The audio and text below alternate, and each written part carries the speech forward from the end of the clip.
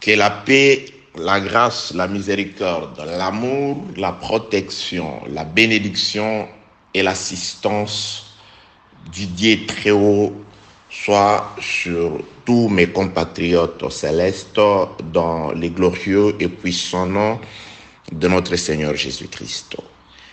Compagnons de sensibilisation. Prenons sans plus tarder les Saintes Écritures. Je suis avec la sœur Esther, chapitre 10e. Je lis au 3e verset. Esther chapitre 10, le verset 3, il est écrit: Car le juif Mardochée était le premier après le roi Assuérus, considéré parmi les Juifs et aimé de la multitude de ses frères. Il rechercha le bien de son peuple et parla pour le bonheur de toute sa race. Bien-aimés dans le Seigneur, il nous a été mis à l'esprit de pouvoir partager avec toi, concitoyens célestes, ces messages de sensibilisation.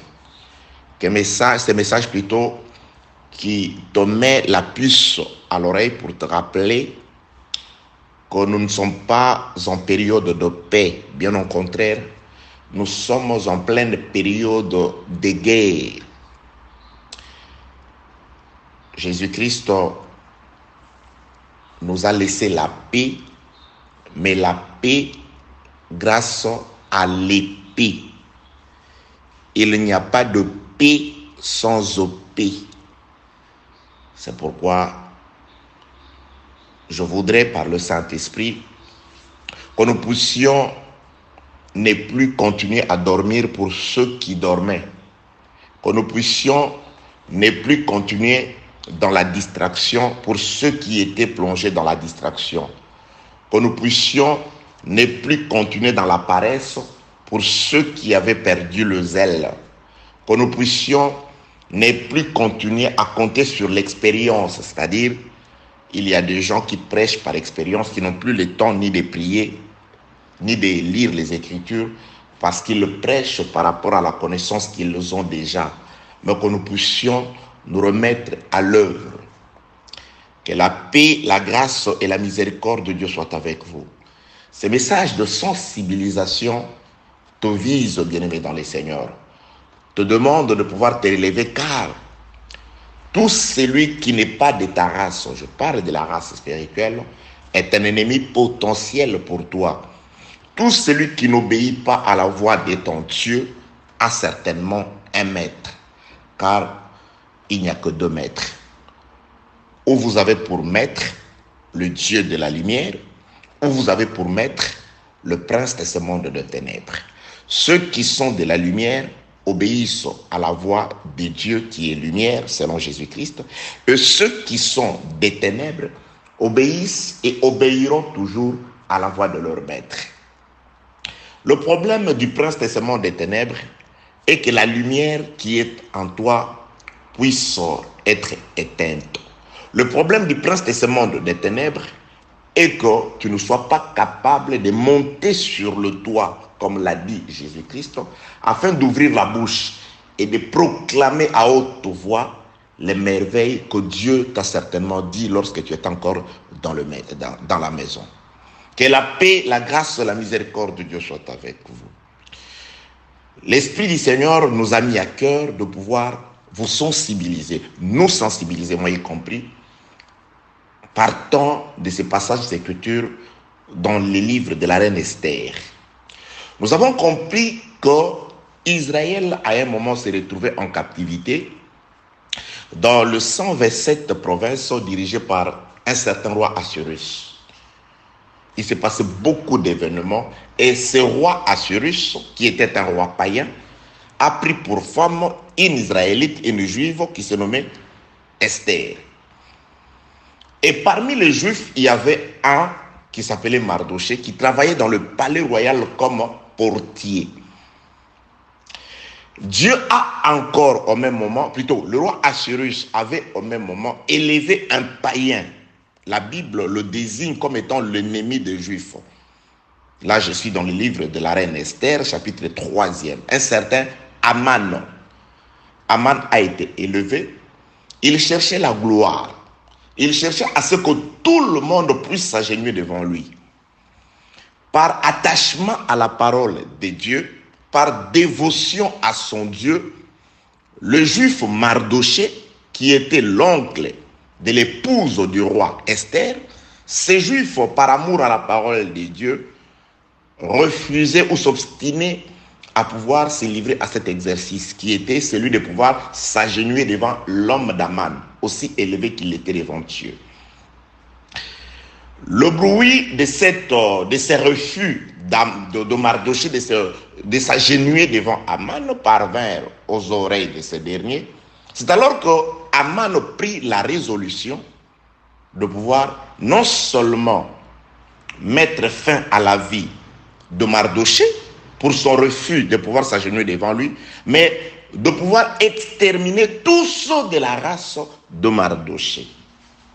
C'est de là que nous avons compris, poussé par le Saint-Esprit, que c'était à cause d'un seul que tout le peuple, que tous ceux de la race de Mardoché se sont retrouvés en danger. Cela s'explique par rapport à ce qui est écrit dans le livre de Romains, chapitre 8e, du 35e au 37e verset. C'est là où le frère Paul reprend une écriture du prophète Ésaïe qui dit que c'est à cause de toi, c'est à cause de Jésus-Christ qu'on nous met à mort chaque jour. C'est à cause de Jésus-Christ que nous sommes regardés comme des brebis destinées à la boucherie. C'est de là que nous avons compris que quiconque porte la lumière du Saint-Esprit, quiconque est un élu de Dieu, c'est-à-dire la grâce de Dieu habite en lui, ne sera pas aimé du monde, parce que le monde est sous la puissance des ténèbres. Le monde aime rester dans les ténèbres. Or, la grâce de Dieu sur une personne, c'est une lumière, c'est une lampe. Jésus-Christ, désignant les siens, il dit, vous êtes la lumière du monde. C'est pourquoi nous rayonnons par les bonnes œuvres. Nous rayonnons par la bonne conscience. Et ceux du monde, ils ne peuvent pas nous aimer. Jésus-Christ dit, si le monde m'avait aimé, il vous aimera aussi. Mais comme le monde ne m'a pas aimé, et que un disciple accompli est comme son maître, si vous êtes comme moi, les mêmes conséquences vous suivront aussi. Le même fait ne produisant que les mêmes conséquences. De même qu'ils n'ont pas aimé les maîtres, ils n'aimeront pas non plus les disciples que vous êtes. Parce que vous rendrez du monde les témoignages que ces œuvres sont mauvaises. Bien aimé, il ne suffit pas que tu parles, mais ton comportement est un jugement pour ceux du monde. La vie que tu mènes est un jugement pour ceux du monde. Ta conscience, ta bonne conscience est un jugement pour ceux du monde. Que la paix, la grâce et la miséricorde de Dieu soient avec vous. Raison pour laquelle les frères Paul nous désignent comme une lettre écrite de Dieu, mais lue de tous. C'est-à-dire notre manière d'être fait rayonner. Notre manière d'être, c'est une parole de Dieu ambulante. En nous regardant, les hommes se positionnent. Que la paix, la grâce et la miséricorde de Dieu soient avec vous. Nous avons compris que c'est à cause de Mardoché, c'est à cause de la fidélité de Mardoché à Dieu que tout le peuple se sont retrouvés devenir victimes ou destinés à la mort, destinés à la boucherie. Et nous avons longuement exhorté là-dessus pour faire comprendre aux gens que le juif, malgré que c'était à cause de Mardoché, qu'il se retrouvait devenir siégés à la mort, ils n'ont pas renié leurs frères. Ils ne se sont pas présentés devant Aman pour dire non, voilà, Aman, ce qu'a fait Mardoché, ça les concerne, ça ne nous concerne pas. Non, bien-aimés dans le Seigneur. S'il faut souffrir à cause de la parole de Dieu, il n'y a pas de souci. S'il faut souffrir à cause de la vérité, il n'y a aucun souci. Donc, nous souffrons non comme injustes, non comme s'ingérant aux affaires d'autrui, mais si nous souffrons pour le Seigneur, bien-aimés dans le Seigneur, ça c'est une bonne cause. Je poursuis car nous n'avons pas beaucoup de temps. Là, je suis juste en train de faire un petit résumé pour toi qui ne tombera, puisque je sais qu'à chaque moment, il y a plutôt de gens toujours qui ne tombent que sur un seul audio et qui appellent par-ci par-là afin de pouvoir recevoir les autres audios. Et toi, je te dis qu'il reçoit ces messages. Si tu trouves que le message est édifiant et que ça peut aussi servir à sensibiliser quelqu'un d'autre, pourquoi le gardes-tu? Le partager, ça ne te retranche rien. Bien au contraire, tu peux aussi sensibiliser, tu peux aussi relever, tu peux dans la mesure du possible sauver aussi quelqu'un qui était en détresse grâce à ces messages que moi je crois venir du Saint-Esprit. Un homme peut dire merci à Dieu, un homme peut adorer Dieu. Je crois que tu partageras avec moi les salaires dus à ce travail. Que la paix, la grâce et la miséricorde de Dieu soient avec vous. Israël, on leur prescrit. Alors, Naaman se présente devant le roi qui avait sa faveur. Il dit au roi, il y a sur ton territoire un peuple qui a des lois et des mœurs très différentes. Ce peuple-là n'obéit pas aux lois de la République parce qu'ils ont leurs lois, ils ont leur façon d'être, ils ont leurs mœurs à eux. Alors, qu'il plaise au roi qu'il soit écrit une lettre dans laquelle nous allons destiner ce peuple à la mort. C'est alors que le roi, qui aimait Aman, qui considérait Aman, qu'il avait élevé comme un homme de confiance pour lui, ordonna à ce qu'une lettre ainsi fondée soit écrite, dans laquelle on demande à tout le non-juif, où qu'il soit, à une date donnée, de pouvoir s'élever et de s'attaquer, mettre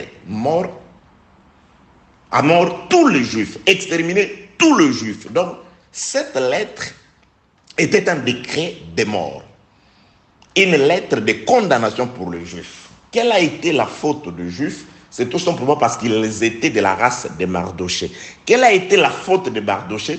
C'est son obéissance à la parole de Dieu. C'est son refus de remplacer Dieu par un homme de la terre. Mardoché a été obéissant à Dieu et cette obéissance a fait que ceux de la race de Mardoché se sont retrouvés devenir victimes de la mort. Le frère Paul l'éclaircit dans le passage que je venais de donner tout à l'heure. C'est à cause de Christ, c'est à cause de ta bonté, de ta grâce, de cette lumière que tu nous as donnée, que nous sommes aujourd'hui devenus un sujet à des persécutions.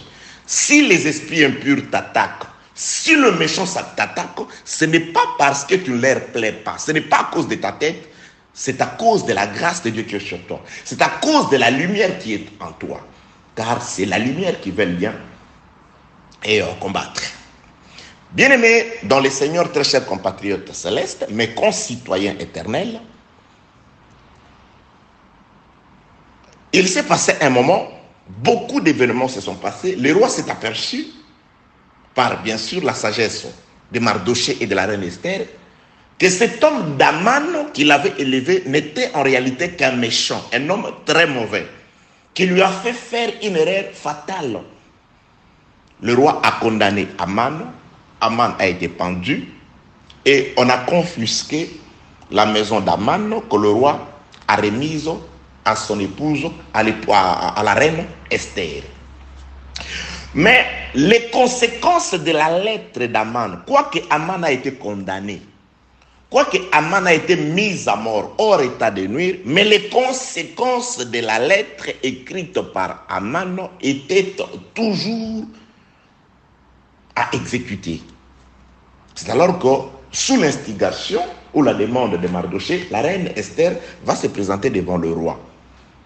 Ensemble avec Mardoché, ils vont intercéder en faveur de Juifs pour rappeler au roi que roi Mardoché est plutôt Aman, certes il est mort, mais la lettre qu'il a écrite, elle sera exécutée. S'il vous plaît, roi, veuillez écrire une autre lettre qui vient annuler la première lettre, c'est-à-dire dire aux gens de ne plus exécuter la première lettre, c'est-à-dire de ne plus s'attaquer aux Juifs, de ne plus mettre à mort les Juifs. Voilà, c'était ça l'intercession de Mardoché et de sa nièce Esther auprès du roi. C'est alors qu'avec beaucoup de compassion, beaucoup d'amertume dans le cœur, le roi fera comprendre une réalité. Aman, certes, il était un méchant, il a été pendu au bois. Je confisquais ce qui était à lui pour le faire passer vers toi, la reine Esther. Mais ce qu'il a écrit, ce qui est écrit dans cette lettre-là, je ne peux la révoquer. Personne d'ailleurs ne peut la révoquer. Ce qui est écrit dans cette lettre-là s'accomplira. Pour la simple raison que la lettre est soutenue par deux choses. Le nom du roi et le sceau de son anneau. Le sceau royal, le sceau impérial que comporte cette lettre, rend la lettre invincible, rend la lettre indéboulonnable, rend cette lettre irrévocable. L'irrévocabilité d'une lettre écrite au nom du roi est scellée de son anneau, quel qu'en soit le contenu. Je comprends que le contenu est injuste. Je comprends que la lettre permet aux gens de mettre à mort les innocents. À cause de cette lettre, les innocents vont périr. Je suis roi, je suis élevé. Mais cette lettre-là, je ne puis la révoquer parce qu'elle est soutenue par mon nom et par mon sceau. Je suis allé donner l'exemple dans les Saintes Écritures de Mardochée qui un jour s'est présenté aussi devant le roi Assuérus. Jésus-Christ qui se présente devant Dieu. Il va aussi intercéder afin qu'une lettre soit annulée. Jésus-Christ fait cette prière. Ô roi Assuérus, ô Père Dieu, si tu peux éloigner de moi les conséquences de la lettre qui me condamne à mort. C'est-à-dire que je ne boive pas cette coupe-là, que la mort écrit contre moi depuis la loi. Les prophètes et les psaumes ne m'atteignent pas. Jésus-Christ dit, Père, si tu peux éloigner de moi, là je donne des explications. Si tu peux éloigner de moi cette coupe-là. C'est alors que le roi Assuérus va toujours répondre par la bouche de Jésus-Christ. Que ce ne soit pas ma volonté, mais que ta volonté. Jésus-Christ, après avoir demandé, parce que ce que Jésus-Christ faisait, il était juste en train d'accomplir les Écritures. Une lettre de mort, un décret de mort a été écrit contre un peuple innocent, contre un peuple qui était sans faute, parce que Israël souffrait cette mort, cette attaque-là, pour n'avoir pas commis d'erreur. Bien au contraire, un de leurs, Mardochée, a été tellement fidèle que cette fidélité a agacé un méchant. Et ce méchant a pris la décision de pouvoir les condamner à mort. Alors, cette lettre de condamnation est soutenue par la volonté du roi à travers son nom et son sceau. Jésus-Christ aussi se présente devant Dieu. Jésus, Dieu, Père, tu sais que c'est moi que Jean-Baptiste a désigné comme étant un agneau de Dieu sans défaut. Un agneau sans défaut, c'est moi. Pierre l'écrira plus tard. Que s'il se lève, il ne s'est point trouvé de faute. Alors, Père, éloigne de moi cette lettre-là, cette condamnation-là, cette mort-là prévue. C'est alors que Jésus-Christ va répondre, Dieu va répondre par Jésus-Christ, que cette mort-là, tu vas la subir. Ces attaques-là, tu vas les subir. Les souffrances, les humiliations, tu vas les subir. Non parce que tu es injuste, mais c'est afin que s'accomplisse ce qui est arrivé dans la vie des Juifs lorsqu'ils étaient en captivité dans le 127 provinces dirigées par le roi Assuérus. Que la paix, la grâce et la miséricorde de Dieu soient avec vous. Donc Jésus-Christ aussi a demandé à Dieu, comme Mardochée va intercéder auprès du roi, à ce que cette lettre-là soit révoquée. Que cette lettre-là soit annulée, qu'il n'y ait plus d'attaque parce que nous sommes des justes. Oui, bien-aimés, certes, aujourd'hui, nous avons été gratuitement justifiés par le sang de Jésus, par l'œuvre de sa mort. Il nous a justifiés. Jésus-Christ a fait de nous des saints, des impurs que nous étions. Il nous a purifiés par son sang. Nous étions les gens du dehors. Nous n'avions pas les droits de cité. Mais par sa vie, il nous a introduits dans les sanctuaires de Dieu aujourd'hui. Nous sommes habitants de la Jérusalem qui n'est pas de la terre. D'ailleurs, la Jérusalem céleste. Nous sommes concitoyens de Dieu. C'est pourquoi je vous appelle concitoyens célestes. Nous les sommes devenus grâce à l'œuvre de la croix, grâce à la mort de Jésus. Donc Dieu ne nous regarde plus comme avant. Mais si Dieu te regarde aujourd'hui, il te regarde au travers de l'œuvre de la croix. Il te regarde au travers du sang de Jésus-Christ. Si et seulement si tu vis la vie de Jésus-Christ. Si et seulement si tu as conscience que sans Jésus-Christ, tu n'es rien, tu ne peux rien et tu ne feras rien, tu n'iras nulle part.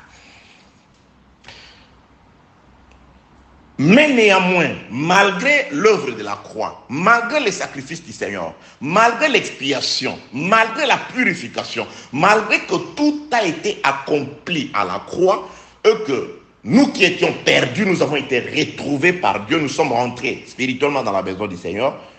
Néanmoins, les conséquences de la première lettre qui nous condamnait, ces conséquences-là arriveront toujours. Dieu n'a pas annulé l'action des méchants sur nous. Non, non.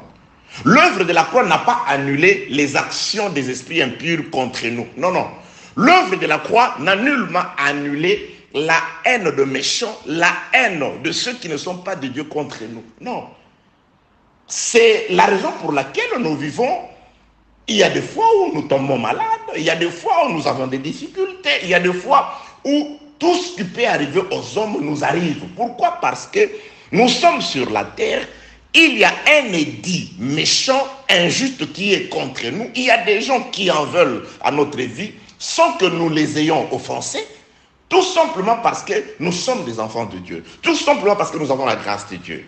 L'intercession de la croix a-t-elle mis fin aux attaques de maladies, de tout ce qui est néfaste contre nous? Loin de là. Donc nous restons, malgré notre foi, malgré notre appartenance à la famille de Dieu, nous restons toujours sur une terre hostile, sujet à des attaques des ténèbres, à des manifestations hostiles de la part de tous ceux qui n'appartiennent pas ou qui n'obéissent pas à la volonté de notre Dieu. Que la paix, la grâce, la miséricorde de Dieu soit avec vous, au nom de Jésus-Christ.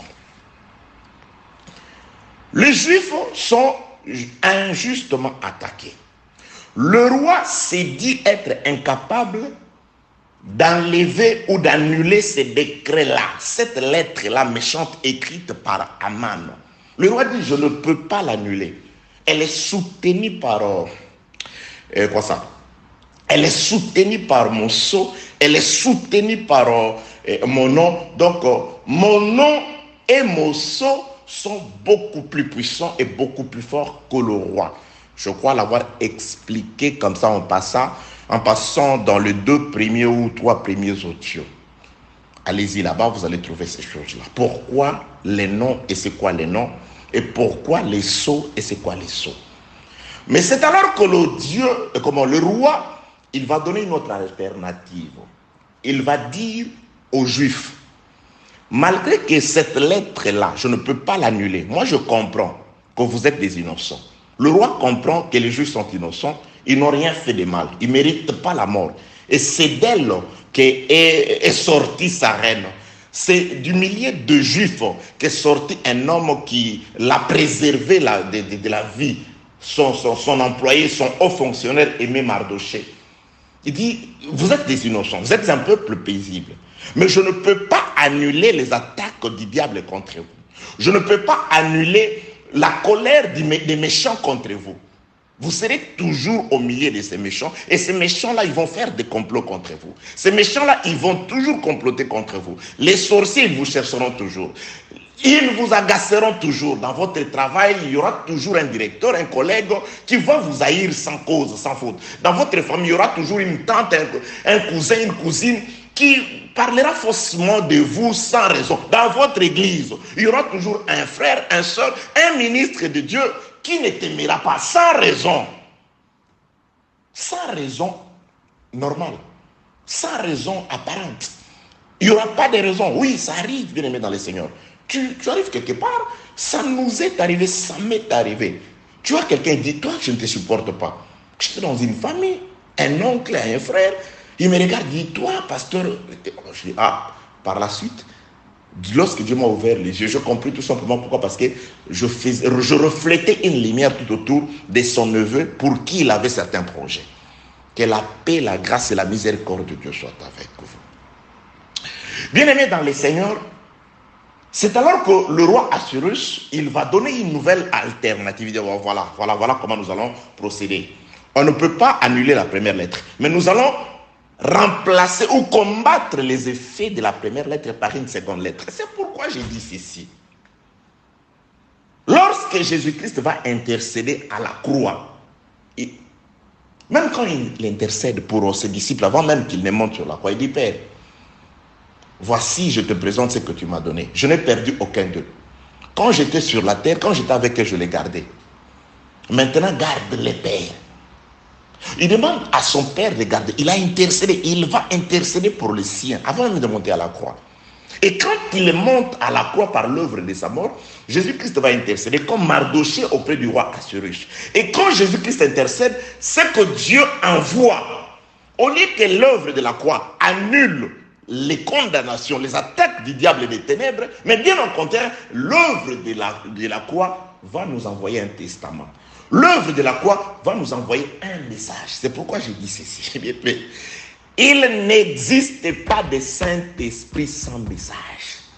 Je dis, le Saint-Esprit, c'est un message d'avertissement. Parce que Jésus-Christ dit, lorsque le Saint-Esprit viendra, l'Esprit que le Père vous enverra, l'Esprit de vérité, lorsqu'il arrive, Jésus-Christ dit, ce ne sera pas seulement pour vous faire yigi, braka. Non, oui, ça peut venir. Moi, je crois au don de parler en langue, de diverses langues. Je crois, parce que je parle aussi en langue. Je parle en langue. Ceux qui prient avec moi savent, je parle en langue. Je crois, c'est une des manifestations du Saint-Esprit. Et c'est très bien, ça m'aide. Si je prie, que je commence à parler en langue, surtout quand je suis seul, c'est alors que il se passe des choses terribles. Je parle en langue. Mais nous sommes contre ceux qui inventent. Bien aimé, si Dieu ne t'a pas donné quelque chose, il ne faut pas inventer. Mais il ne va plus te donner. Pourquoi? Parce que toi, tu t'es déjà approprié ce qu'il ne t'a pas donné. C'est comme si tu as des chaussures qui ne sont pas bonnes. Avant de pouvoir de porter les bonnes chaussures ou de belles chaussures, de nouvelles chaussures, il faut d'abord commencer par enlever les anciennes. Et toi, tu accroches les anciennes, c'est-à-dire les faux parler en langue, les faux prophéties, les faux dons et consorts.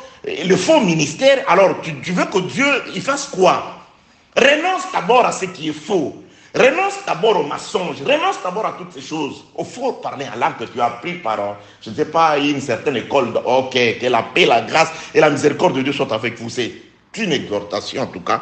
Je ne m'aimerais pas vraiment plonger dans beaucoup d'enseignements. Que la paix, la grâce et la miséricorde de Dieu soient avec vous. Je parlais du Saint-Esprit. Le Saint-Esprit, c'est un message. Un message dans lequel se trouve la puissance. Il y a d'abord un message qui est accompagné de puissance. Voici la puissance qui accompagneront. Voici les miracles. Voici les phénomènes qui accompagneront ceux qui auront cru au message. Bien aimé, là où il y a le Saint-Esprit, c'est un message.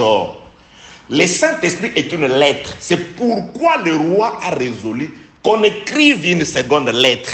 C'est ça le message de la grâce dans laquelle se trouve la puissance de la délivrance. La puissance qui nous protège contre les effets de la première lettre. Ils vous feront la guerre. Le malheur atteint souvent le juste. Là, c'est Dieu qui parle. Là, c'est Dieu qui prophétise. Or, pour tous ceux qui veulent vivre pieusement en Jésus-Christ, ils seront persécutés. Là, c'est la première lettre. C'est Dieu qui permet, c'est Dieu qui autorise. Vous aurez la famille, vous aurez toutes ces choses avec des tribulations. Là, c'est la prophétie. Là, c'est Dieu qui prophétise pour confirmer les effets, les conséquences de la première lettre qui ont été écrites. Dieu ne les a pas abolis, ces conséquences-là, ces effets-là. Mais contre les effets, les persécutions, contre les effets, la haine, la guerre, le malheur, Dieu nous a envoyé une seconde lettre. C'est pourquoi le roi Assuérus dit qu'on écrive une seconde lettre. Bien-aimé, oui, je reviendrai dans un enseignement où je nous prendrai plus d'une heure dans cet enseignement sur l'irrévocabilité de la loi écrite au nom du roi et scellée de son nom. C'est terrible, il y a beaucoup de choses là-bas. Parce que les lettres sont envoyées par des gens qui ne viennent pas à pied. La seconde lettre ou le second décret qui nous dit premièrement de pouvoir nous réunir, nous rassembler. C'est un décret de rassemblement. Donc, lorsque la seconde lettre arrive, là, je suis dans le livre de Esther, chapitre 8, le verset 11. Premièrement, le roi ordonne à ce que rassemblez-vous, tous les Juifs rassemblez-vous. C'est-à-dire, la seconde lettre, le Saint-Esprit, quand il arrive, porté par des gens, parce que cette seconde lettre était portée par des personnes qui étaient montés sur des chevaux et des mulets nés de juments. Ce n'est pas en vain. Ok, bien aimé, vous n'amenez pas un message. La deuxième lettre ne vient pas avec des personnes qui viennent à pied. Non! Vous devez être sur une monture. on doit voir soit sur un cheval ou sur un mulet. Et lorsque ce message arrive, la première des choses, le message rassemble. Rassemblez-vous, ça veut tout simplement dire, la première lettre avait dispersé. Et la seconde lettre, c'est une lettre de rassemblement. C'est pourquoi il est écrit dans le livre de Jean chapitre 11e, que le souverain sacrificateur a dit qu'il est juste qu'un homme seul meure à la place de toutes les nations. Jean dit, parce que Jean écrit quand il a le Saint-Esprit, il dit, il prophétisait, car Jésus-Christ devait mourir afin que par son sang, qu'il réunisse tous les enfants de Dieu qui jadis étaient éparpillés. Le sang de Jésus, la mort de Jésus qui déclenche le Saint-Esprit à travers le message de la grâce, c'est un message d'unification. Les enfants perdus s'unissent. Ecclésiaste dit, il y a un temps pour jeter le pierre et il y a un temps pour ramasser le pierre. Le pierre, nous étions jetés, éparpillés les enfants du royaume par la première carte, par le péché de notre premier Adam. Mais Jésus-Christ, par son message, c'est un message d'unification. Bien aimé, je peux rester uni à toi. Toi qui es de l'autre côté, je ne sais pas, d'Australie, qui me suit depuis les États-Unis d'Amérique, Australie, moi ils sont en Chine, depuis le Congo profond, depuis le Cameroun, la Côte d'Ivoire et partout, nous sommes unifiés par cette lettre à travers l'enseignement. C'est l'unité de l'esprit.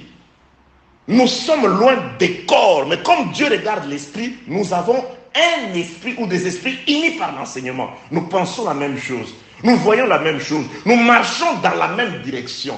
Le vrai enseignement, c'est un enseignement qui met les gens ensemble. Unification, ok. Rendez-vous dans l'enseignement. Je suis en train de parler de deux lettres. La première lettre est celle qui parle de la mise à mort des Juifs, qui étaient innocents.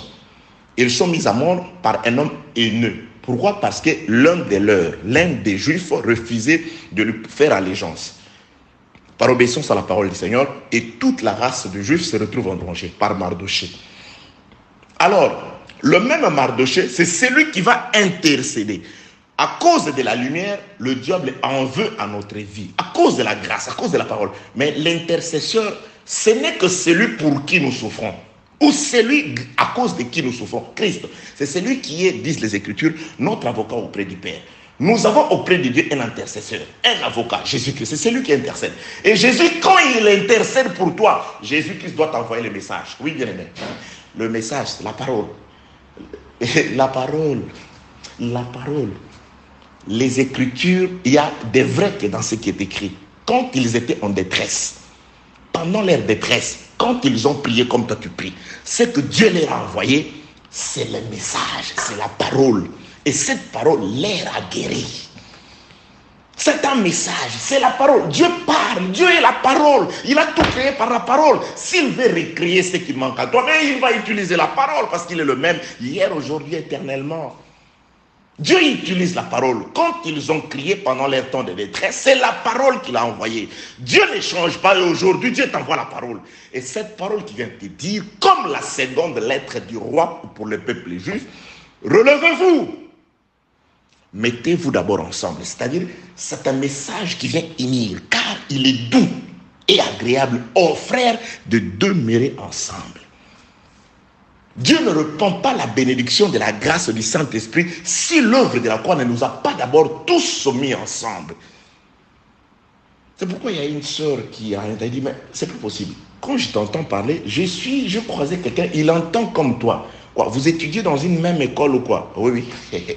Nous sommes concitoyens, nous sommes fils d'un même mère, fils d'un même père. Nous avons été allaités des mêmes mamelles. C'est tout à fait normal qu'on puisse raisonner, penser, réfléchir de la même façon. Là où nous ne sommes pas d'accord, nous marchons d'abord ensemble. Il y a beaucoup plus les choses tout autour desquelles nous voyons de la même façon que ceux pour lesquels nous avons des points divergents. Que la paix, la grâce et la miséricorde de Dieu soient avec vous. Donc, nous sommes en présence de la seconde lettre. Lorsque le roi écrit la seconde lettre ne vient pas dire au peuple, ne vous en faites pas, le roi a annulé. Il n'a pas annulé. Le roi ne peut pas empêcher les diables de pouvoir travailler. Non, le diable travaille. Fais ce que tu sais faire. Bien aimé, chacun ne peut faire que ce qu'il peut faire. Le diable, il ne sait qu'ensorceler. Il va faire son travail. Le méchant, ils ne savent que haïr. Ils vont te haïr. Le bourreau, ils ne savent que dominer sur les gens. Ils chercheront à te dominer. Mais gloire soit rendue à Dieu parce qu'une seconde lettre nous unit, nous met ensemble. Et cette lettre nous dit, préparez-vous. Une lettre d'encouragement, un décret d'encouragement. Dieu dit, Jérémie, ils te feront la guerre. Ils ne te vaincront pas parce que je serai avec toi. Moi, la seconde lettre, bien aimé, la seconde lettre, c'est le Saint-Esprit à travers Christ qui est le message, qui est la parole de la gloire. Jésus-Christ, la parole, c'est elle qui a tout créé et c'est elle qui crée la force en toi. C'est la parole qui crée la dissuasion de l'ennemi en toi. Oh, mon frère Paul m'appelle. Il dit ceci. Dans la seconde lettre aux Corinthiens, le frère Paul dit quelque chose. Je ne vais pas le répéter exactement parce que je ne lis pas. Mais je l'ai en tête. Il dit, même si nous marchons dans la chair, nous ne combattons pas selon la chair. Bien aimé, j'aime cette écriture. Car les armes avec lesquelles nous combattons, elles sont spirituelles et très puissantes par la vertu de Dieu. Écoutez ce que le frère Paul dit. Il ajoute, avec ces armes, nous renversons les forteresses. Nous renversons le raisonnement. Ah, bien aimé, ça peut-être tu n'y as jamais pensé. Il n'y a pas de plus grand vainqueur que celui qui a la capacité de renverser les raisonnements. Et le frère Paul, par le Saint-Esprit, il dit que nous avons la capacité, par les armes spirituelles que nous avons, de la part de la seconde lettre, de ce message de la grâce, de renverser le raisonnement. Quelqu'un est chez lui, il pense à te faire le mal. Toi, dans ta chambre, tu renverses les raisonnements. Mais ça, c'est une arme beaucoup plus efficace que, je ne sais pas, les ogives nucléaires des Russes, des Américains comme ça. Renverser, c'est-à-dire Poutine ou Biden ou je ne sais pas qui, où qu'il soit, toi tu peux renverser son raisonnement. Crois. Le frère Paul dit, j'ai cru, c'est pourquoi je parlais. Et moi je vous parle, c'est parce que je crois que j'ai la capacité de la part de celui qui ne ment pas de renverser les raisonnements. C'est-à-dire tu peux renverser les raisonnements. Quelqu'un est dans sa chambre, dans son bureau, en train de prendre la pensée, le raisonnement, de réfléchir sur comment te renvoyer du travail. Toi tu renverses ton raisonnement. Capable de renverser les raisonnements, de renverser les forteresses et d'amener toute pensée captive à l'obéissance de Christ. C'est-à-dire, tout le monde, il veut te faire du mal, il ne le fera que si cela est ordonné par Christ. Pourquoi? Parce que par la puissance du Saint-Esprit, par les armes spirituelles, tu peux ramener toute pensée captive à l'obéissance de Christ. Pas de son oncle, pas de ses projets, mais de Christ. C'est là où j'aime, c'est de renverser les raisonnements. Oh Seigneur. Frère, tu sais, ma soeur, tu sais que tu peux renverser les raisonnements. Tu renverses les raisonnements. Comme on dit, tu bouleverses les données. Il prévoit autre chose, mais tu bouleverses les données. Ils veulent arrêter le prophète, mais ils arrivent sur place. Celui à qui ils vont se renseigner pour arrêter le prophète, c'est les prophètes. C'est les prophètes, parce que le raisonnement est renversé. Le raisonnement est renversé, il se retrouve captif. Vous voulez arrêter quelqu'un, mais c'est celui auprès de qui vous venez demander les renseignements sur comment arrêter le prophète, où se trouve le prophète, comment trouver le prophète. Et le prophète dit, roi, bon ça va, tu leur donnes les pains qu'on sort, renvoie-les chez leur maître. Parce que nous, on ne tue pas les ennemis. À Dieu la vengeance, à Dieu la rétribution. Donc, bien aimé dans les Seigneurs, j'avais prévu de dire autre chose aujourd'hui, c'est pourquoi vous verrez, le thème parle de quelque chose d'autre, donc je reviendrai ou je vais changer les thèmes. Parce que le thème, c'est sur base des versets que je choisis avant. Mais là, le Seigneur vous a conduit sur une autre voie. Je voudrais nous rappeler ceci. Le juif se retrouve ennemi, plutôt haï de par tous ceux du pays dans lequel il vivait par l'instigation d'un méchant Aman. À cause d'un seul juif, Mardoché, tous les juifs se sont retrouvés devenir hostiles à tous les autres habitants. Et ainsi, un jour a été déterminé pendant lequel tout le reste des habitants de ce pays devraient se mettre à s'attaquer aux Juifs. Aman a été reconnu méchant par la suite, le roi l'a illuminé. Ainsi, on a fait l'intercession afin que ce décret de mort puisse être éliminé, puisse être plutôt révoqué, arraché, annulé. Le roi dira que ce décret-là ne peut pas être annulé. Les attaques contre nous ne peuvent pas être annulées. La haine du diable ne peut pas être annulée. Mais ce que Dieu fait, il a prévu qu'une seconde lettre arrive. Qu'une seconde lettre soit écrite. On va écrire une lettre dans laquelle on confirme que, préparez-vous, les ennemis, les gens au milieu de qui vous vivez ne vous aiment pas. Le monde ne vous aime pas. Il ne cherche qu'une certaine ouverture de votre part quand vous baissez la garde pour vous attaquer, pour vous asséner des coups. Soyez prudents, car ils sont en train de rôder comme le méchant. Soyez prudents, et la prudence vous amène à l'unification. Rassemblez-vous. C'est une lettre de rassemblement autour de la parole. C'est-à-dire que tous les juifs devraient se rassembler autour de cette lettre-là.